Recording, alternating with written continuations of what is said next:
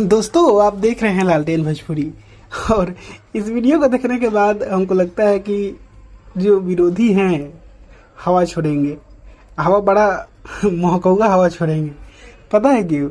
क्योंकि खेसारी लाल के तबला गाने पे विद्युत जामवाल रील्स बना दिए हैं, और इससे आप लोग समझ सकते हैं कि बॉलीवुड में भी लोग सुनते हैं खेसारी लाल यादव को। और सबसे बड़ी बात है कि भोजपुरी हमारी वहाँ तक भी पहुँच रही है, और इसका श्रेय कहीं ना कहीं सारेगामा हम भोजपुरी को जाता है, क्योंकि उन लोगों ने ऐसे ऐसे गाने को बनाना शुरू कर दिया है भोजपुरी में जो हर जगह सुने जा रहे हैं। और आप लोग वीडियो देख लीजिए विद्युत जामवाल जी का, बहुत ही ज़बरदस्त। और नहीं बोलते हैं कि मतलब देखने के बाद कुछ खेमे में सदमे का लहर दौड़ने लगेगा, वही हाल होगा, देखिएगा।